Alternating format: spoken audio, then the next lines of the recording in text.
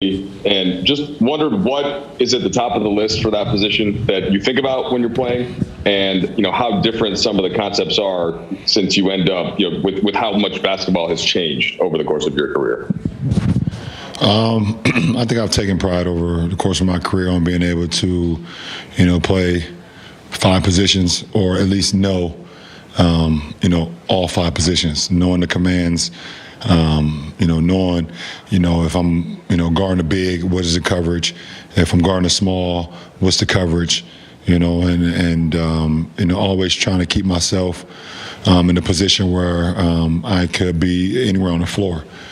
So tonight calls for our team and calls for me to start at center, and and I just try to be ahead of a lot of plays, keep my guards and forwards alert of actions that was going on behind them, and also just try to keep my energy level up throughout the course of the 48-minute game. It's your 5th game scoring at least 30, LeBron, and playing at least a lot of center in those previous games. Are those two things connected? Or are there things about you playing that position that open up your scoring zone? No, I wouldn't say that. I just feel like I'm in a really good offensive zone right now.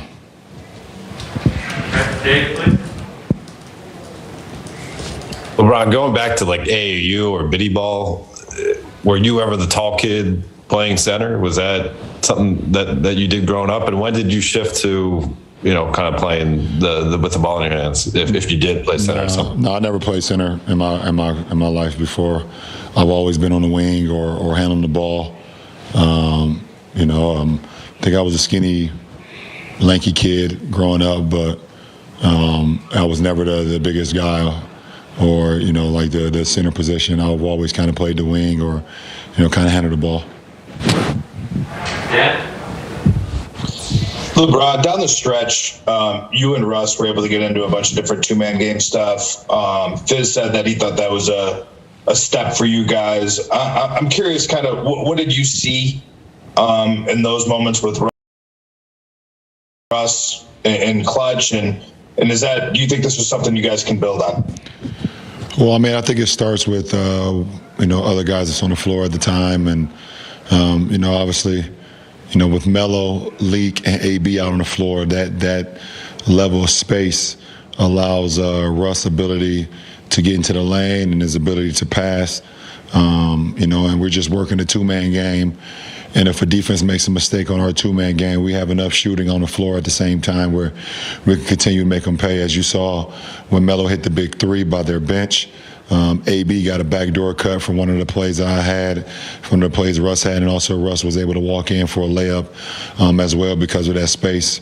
And Malik, throughout his whole, 40 minutes, he was just a threat every single second he was on the floor. So, it helps when you have those complimentary guys on the floor for any action. Hey, LeBron, just kind of touching on something Melo said is, the game is obviously changed, and you got more centers on the perimeter. Then it's easy for a guy like yourself to kind of get in there and score at the rim. Wondering is there something you enjoy when the game gets small, including the opponent? Christian Wood was their biggest guy. Is there something that you feel like opens things up for you, either offensively or otherwise? No, I can be successful. It's a game that calls for small lineup. I can be successful because my game is not just one-dimensional. I don't go out. I'm not just a scorer, and I don't have to score the ball to be effective out on the floor. I know how to get my teammates open. I know how to read defenses. I know, everything that our offense needs in order for us to be successful. And in a make-and-miss league, sometimes when you don't have it going offensively, you have to be able to still make an impact. So I can do that just off my mind alone. Gentlemen, Brian, you talk about the young backcourt of Kevin Porter Jr. and Jalen Green. And what did you say to Kevin after the game?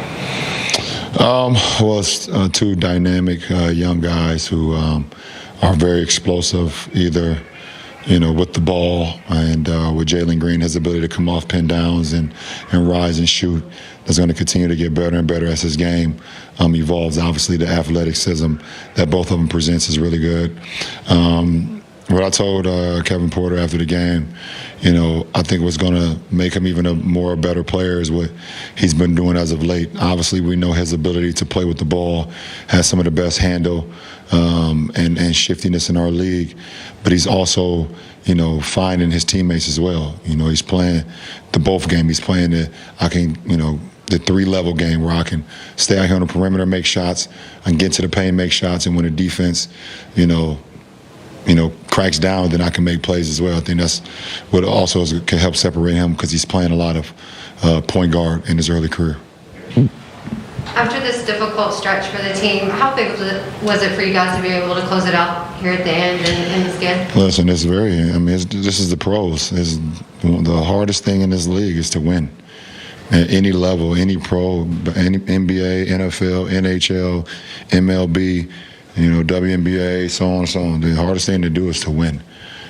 So it doesn't matter who you're playing against. It doesn't matter who's on the floor.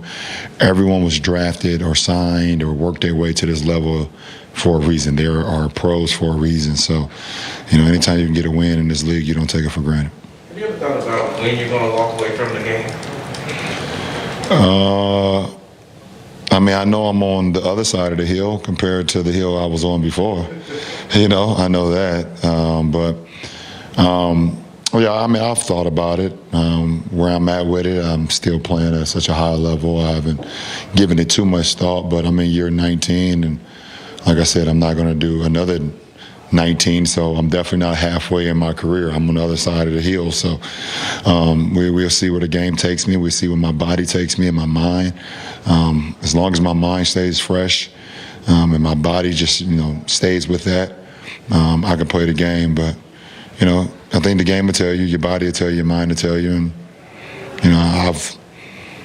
I've put in enough hours and punched enough clocks where when that time comes, I'll be okay with it. The last question on Phil on Tuesday. Hey, LeBron, stepping away from the game tonight, Kareem Abdul-Jabbar had an essay this week that I'm sure you saw that was critical of your Instagram post, the meme, the Spider-Man meme about COVID. I wondered if you had a response to what Kareem had said, or if you wanted to clarify what you were trying to say with that post. No, I don't have a response to Kareem at all. And if you saw the post and you read the tag, you literally honestly asking, help me out. Help me kind of figure it all out. While we all trying to figure this pandemic out, we all trying to figure out COVID and, the new strand and, and the flu. I think people forgot about the flu. People literally forgot about the flu during these times. That's still going around. This is flu season. So people have forgot about the flu. People have forgot about common colds. That happens, especially with a lot of our kids that's in school. My daughter is in first grade, so a lot of these kids are getting common colds and getting the flu. But no, I don't have any response.